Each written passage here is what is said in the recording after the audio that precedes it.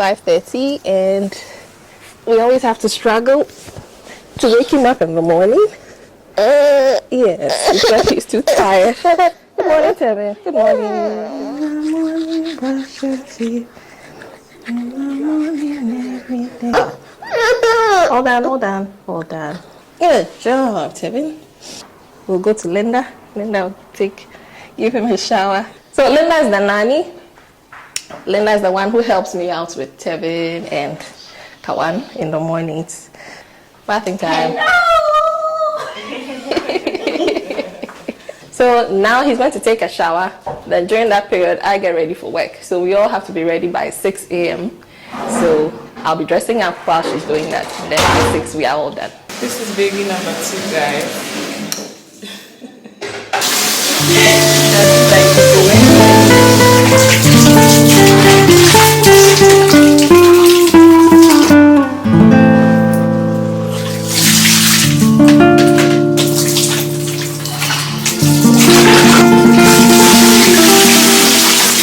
Pacho, manya 1 year 3 months. 1 year 3 months. So you bring it out by.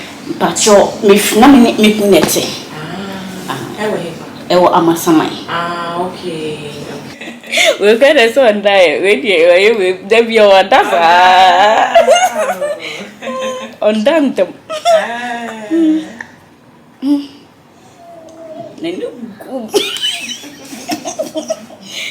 Okay, so I'm done now. I'm ready to set off.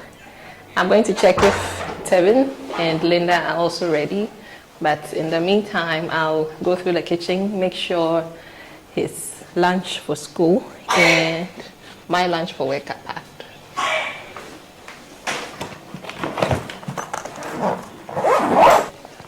Then I make my breakfast for work as well. And because I have to beat the time at 6, I have to make sure that I get everything in the car before 6 so that on the drive to work, then I can be snacking on my breakfast. Yeah.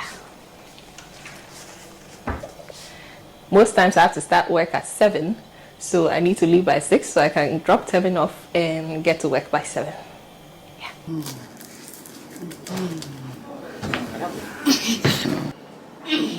Mama, come on. This has got to be the cutest day in the life I've ever done. Oh my god. I don't want to leave the babies. Ooh.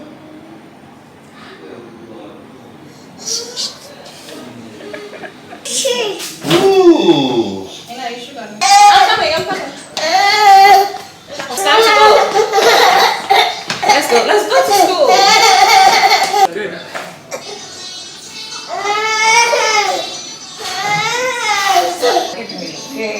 Good boy. So it's always a struggle to get him out of the house to go. Sometimes he's in the mood, so he will be the one asking for us to go. But this morning he's not in so good mood. He's not ready to go yet, but we'll get him in the car because we have to beat the time anyways. So Daddy has to help us get in the car.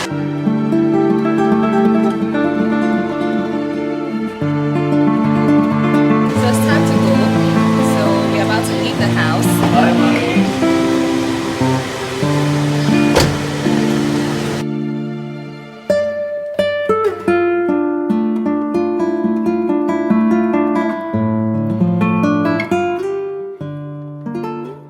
So do you have times where you have to do night shifts as well? Well, for now, because I'm a nursing mother, I'm exempted from doing nights. Oh, okay. Yeah, Okay. so at least for the next 1 year, I'm not on any night shifts. Okay. What hospital do you work at? So I work at Trust Hospital. It's at Osu on the Oxford Street. But we have quite a number of branches. We have one in Tema, Dome, Sakumono, Dansuman. And then we have a mother and child section and a specialist hospital. All of those 3 main hospitals are in Osu. How long have you worked there for? So this is my 3rd year. So practically 4 years actually, because I was doing locum before. Okay. I started working permanently there. Oh, okay. Yeah. So is that your first position then? No, I used to be at Legon Hospital, and Before then, I was at Kolebu for a year. Then I went to Legon for another year. And after Legon, I came to Trust Hospital. So Trust Hospital.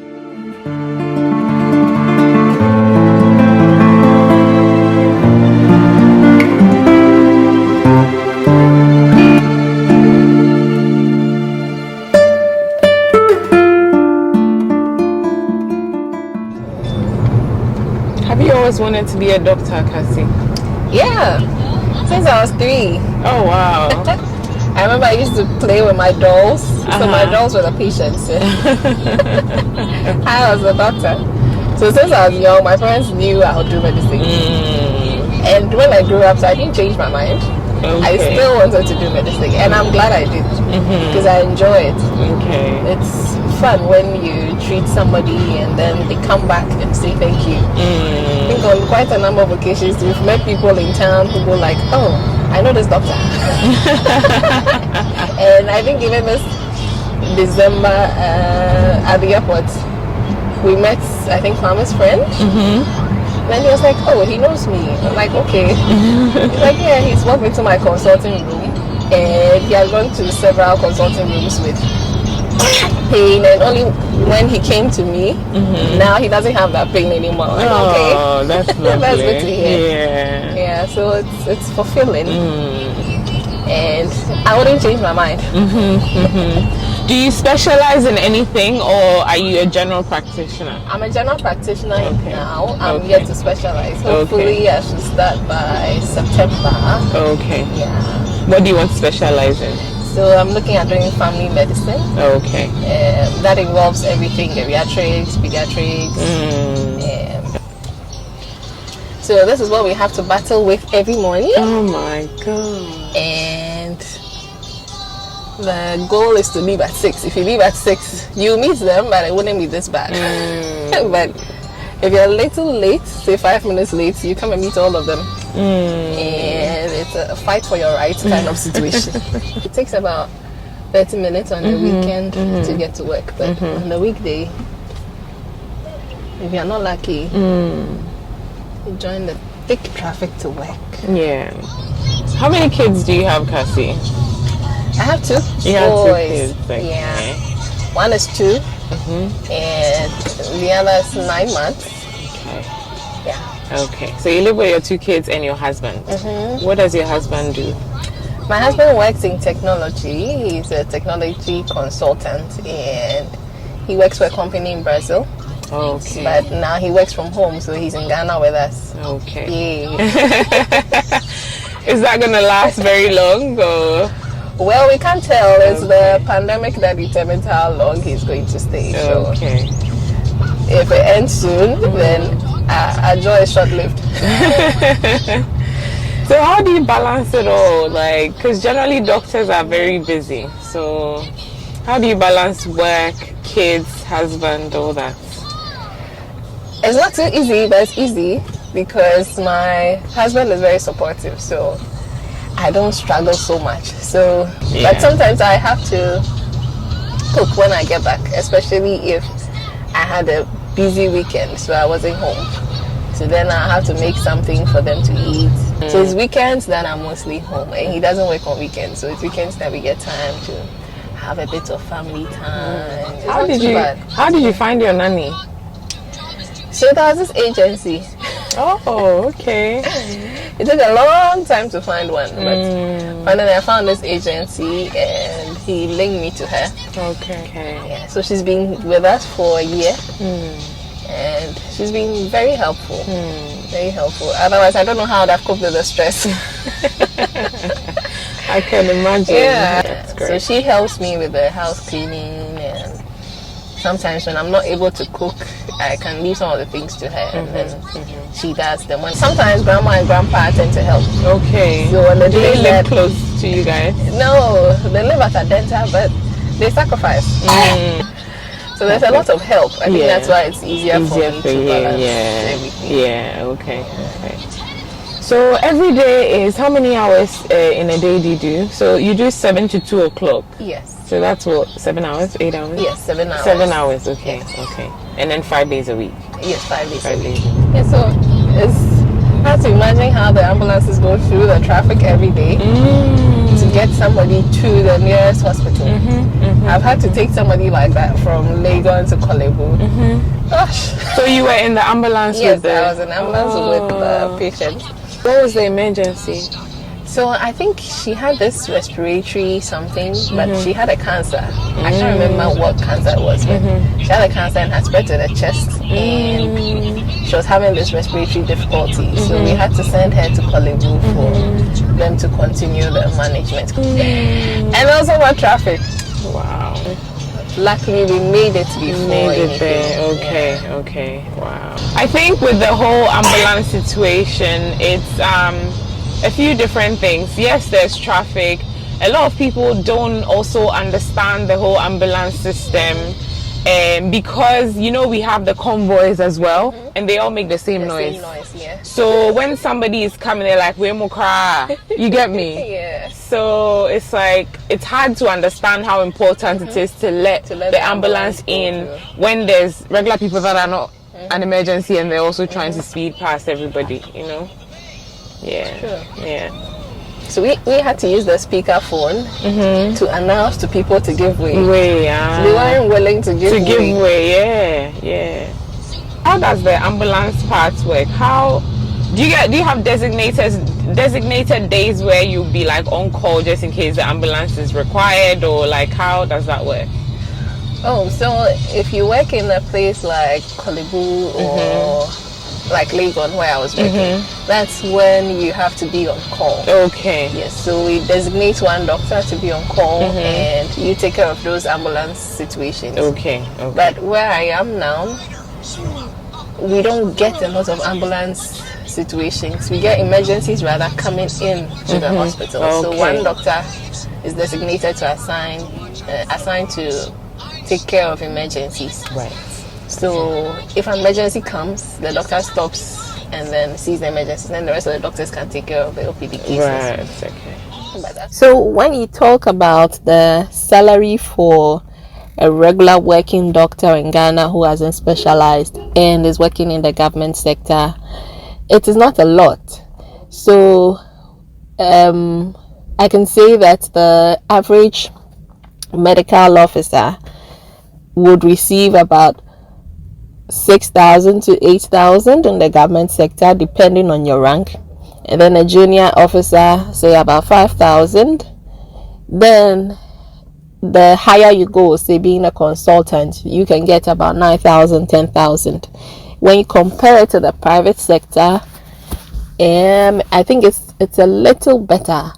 In the private sector, there are a bit more allowances that are given, which may compensate for the deficit in the money. So if you really look at it, a doctor is not paid should I say more than $1,000 per month in Ghana.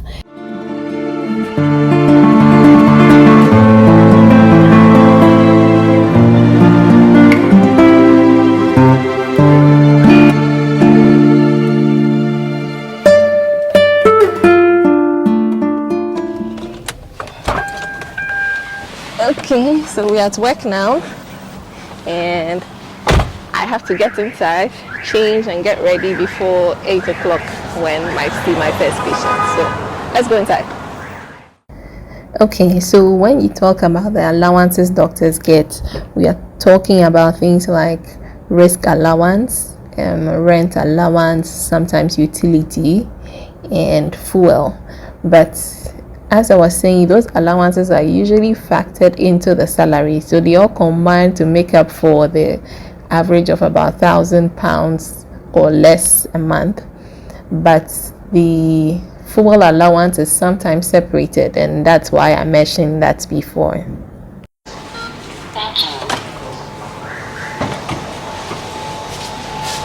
Okay, so this is my consulting room. Morning. This is my nurse I'm working with today. Oh, okay. This is Abigail. Hello, Abigail. How are you? And this is my consulting room. So we'll get ready for the first patient at 8. So Generally, how busy does it get? Like, how many patients would you see in a day, roughly? So now, like I said, because of the You movement, just moved, we'll see yeah. maximum of 12 or 13 Okay. before the end of the day. Okay. But on a normal day, at the main, you can see up to 30 or more. Wow. Yes, per shift. Okay. With regards to the healthcare system, when, if somebody, let's say, I know people in Ghana have to have a NHS card or something. What does that do for you if you have an NHS card? So because of the cost of the services, the NHIS can cater for some of the things you are doing. So there are certain drugs that have been put on the NHIS. So if you have that insurance, you wouldn't spend as much as you would have Without if you didn't have. So it makes your service cheaper. Okay. Is every Ghanaian entitled to the NHIS card? Yes. Okay. Everyone is entitled to it, as stubborn as we are. So not everyone has Not it. everybody has it. And quite a number of people have the private insurance. Okay. Yeah, so that allows you to go to a wide variety of hospitals. The NHIS limits you to only government hospitals. Right. Okay. And how do you get an NHIS card? So there are centers. There's an NHI registration center. You go, they register you. Okay. And then they give you a card. I think you pay a small fee for that. Then you can use the card. And then with time you renew. I've forgotten how often, but it's renewed quite a number of times, and then you can continue using it. Right. Okay. Yeah. And roughly, what does it cost to get private health insurance? I know it will vary, but like range. Because of the companies that people work in, the companies pay for the insurances that they do. Okay. So I cannot tell how much because I'm not in that field. administrative thing, but, So it's generally the workers that have the private the workers that have. private insurance. Yes. So the normal people, market women, porters, those people don't have insurance. A lot of them just have NHIS. Why is there such a, I guess a lot of people have this connotation about the health system in Ghana that it's not the best. I mean, it's not the best, obviously. There's a lot of things that need to change, but like that is not great. Where do you think that's coming from? It's because of the service. Customer care is like the number one thing you need when you're providing service to anybody. So they meet you at the door, and then there's a bit of a hassle, then there's an argument, and then it becomes a problem. So most of the time, the service we provide, it can be compared to what is given outside, because I've received healthcare in 2 different countries, so I know what it feels like to have healthcare outside. It is comparable. You get to see a doctor, you get to go to the lab and all that, but outside it's more organized than being in Ghana. In Ghana, you don't have to go to records, you open your card, you go see a doctor, but there's scheduled appointments. So you have to be there at 9, you'll be seen by a doctor at 9, but here, you can get here at 9 and then there are 15 people waiting. You have to join the queue and wait to be seen. So to get healthcare, you may wait for quite some time to get to see the doctor, get your labs ready before you get your medications and all that. So there's quite of a bit of a uncomfortable situation for most people. Are there any major challenges you face as a doctor? Well, not really. It's only when you meet a difficult patient. Then it becomes a problem. Right. But for me, because of my vitiligo, it's a bit difficult with children. They're so curious, they want to ask questions what it is. But I tend to tell them they are magic hands. So they have fun with it. We see them and go. Aside that, it's okay. And it's expected to meet a difficult patient. That's right. We have different temperaments. Fair enough. It's cool. Or the person has waited for quite some time, and then now they have to come, and they're already on the edge. So any little thing you say, then it throws them off. But aside that, I think it's okay. It's almost as soon as the first person comes, the record staff will call that we have a patient. And our day has started. Then they'll continue like that till 4. Do you get a break? There's a 30 minutes break in between. So whenever we choose to take the break. Right. Okay. Cool. Are the services generally better in a private hospital than in a government hospital? more convenient. More convenient, Yeah, okay. You don't have to go through all the stress, and you find almost everything in one place. Okay. And, like all the services in one place. Yes. So okay. if you have to do an X-ray, you have to do a scan. All of the things are in the same. In the building. same place, okay. But in the public hospitals, you see the doctor here. You have to go somewhere else to go do the scan. You have to go somewhere else to do X-ray, go to the lab. And then by the time you come back, you're already exhausted. But here it's more convenient. The queue is not too long. Okay.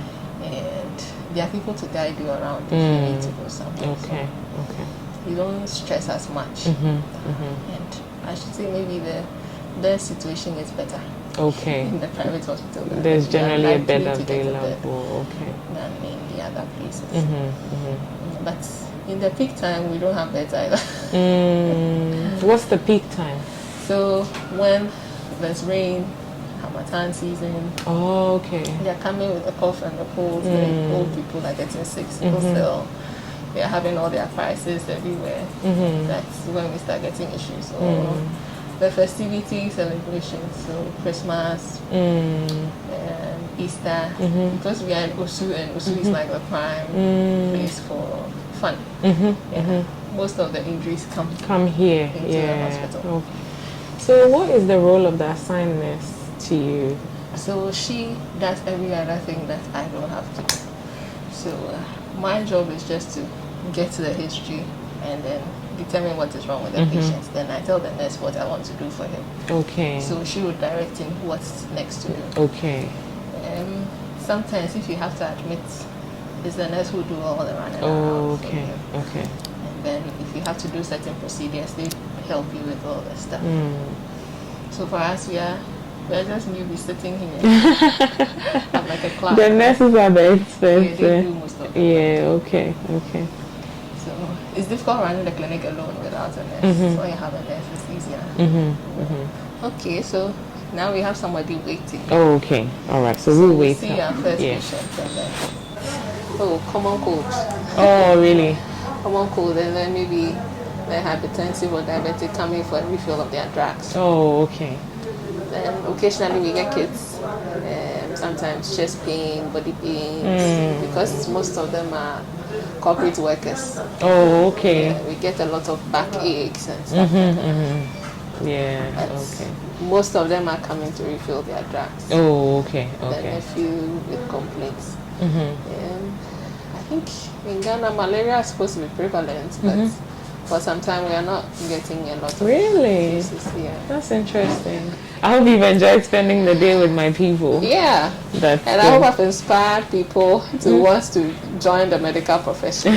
I'm sure you have. Most people, especially generally African people, their parents are the ones that are like, you have to be a doctor or a lawyer. It's usually just that two, those two options. But I guess for you, it was something you always wanted to do. So it's even more inspiring that way, you know what I mean? Yeah.